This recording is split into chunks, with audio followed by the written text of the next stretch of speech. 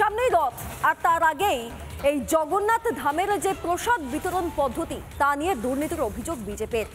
জগন্নাথ চট্টোপাধ্যায় রাজ্য বিজেপির সাধারণ সম্পাদক, তার অভিযোগ এই প্রসাদ বিতরণের জন্য যে 42 কোটি টাকা বরাদ্দ করা হয়েছে তা হিডকোর অ্যাকাউন্ট থেকে নেওয়া হয়েছে। বিতরণ পদ্ধতি নিয়ে এর আগেও প্রশ্ন তোলেন রাজ্যের বিরোধী দলনেতা শুভেন্দু অধিকারী।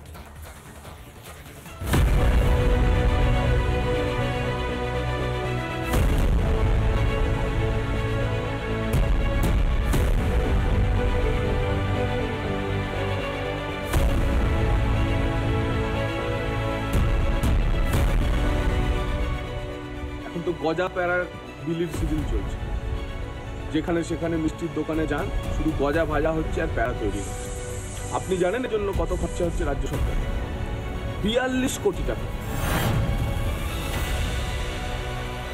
কিছুদিন আগেই ধুমধাম করে দীঘায় জগন্নাথ মন্দিরের উদ্বোধন করেন মমতা বন্দ্যোপাধ্যায়। তারপর থেকে সেই মন্দির নিয়ে যেন বিতর্ক পিছু ছাড়ছে না শাসকের। এবার একেবারে চাঞ্চল্যকর অভিযোগ। বিজেপির দাবি, দীঘার মন্দির থেকে প্রসাদ বিতরণে 42 কোটি টাকা বরাদ্দ করেছে রাজ্য সরকার।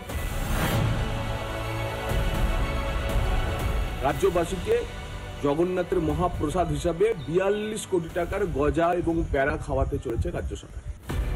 যে সরকার দিয়ে দিতে পারে না, ঋণের ভারে জর্জরিত, তারা এত টাকা পাবে কোথায়? এই ক্ষেত্রেই চাঞ্চল্যকর দাবি পদ্মের। বিজেপি বলছে রাজ্য জুড়ে গজা ও প্যাঁড়া বিতরণের জন্য যাবতীয় ব্যয়ভার বহন করছে পশ্চিমবঙ্গ আবাসন পরিকাঠামো উন্নয়ন কর্পোরেশন বা হিডকো।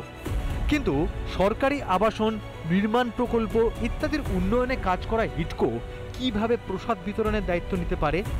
এই প্রশ্নই তুলছেন বিজেপির জগন্নাথ চট্টোপাধ্যায়। কালচারাল সেন্টার নামে হিডকো না হয় একটা বাড়ি বানিয়ে দিয়েছে, একটা মন্দিরের নাম দেওয়া হচ্ছে তাকে, কিন্তু গজা প্যারা কি করে বিলি করে হিডকো? হিডকোর ভেতরের আমলারাই অত্যন্ত ক্ষুব্ধ এই ঘটনায়। বিজেপির এও দাবি, টাকা জোগাড় করতে হিডকো সরকারের বিভিন্ন খাত থেকে টাকা নিচ্ছে, যা অনৈতিক। কিন্তু মাননীয় নির্দেশ হিডকোকেই গজা প্যারা বিলির টাকা দিতে হবে। হিডকো কোথা থেকে টাকা পায়? তারা সরকারের থেকে টাকা চাইছে, এর থেকে ফান্ড ডাইভার্সন করে এখানে ওখান থেকে সেই টাকা বিলি টাকা দেওয়া হচ্ছে এবং বিলি করা হচ্ছে।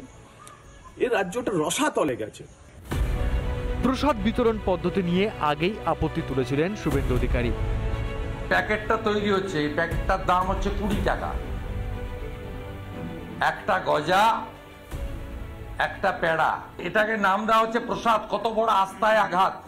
এটা মমতা ব্যানার্জির প্যাড়া আর গজা হিসেবে নেবেন, প্রসাদ হিসেবে কেউ নেবেন না, যদি অরিজিনাল হিন্দু হয়ে থাকেন। বিরোধী দলনেতার অভিযোগ অস্বীকার করেছিল ঘাসফুল শিবির। ফের সেই দীঘা মন্দিরের প্রসাদ নিয়েই বড়সড় অভিযোগ। বিজেপির প্রশ্ন, হিন্দু ভোট হাতছাড়া হচ্ছে বুঝেই কি 26-এর আগে জগন্নাথকে আঁকড়ে ধরতে চাইছে তৃণমূল? রিপাবলিক বাংলা।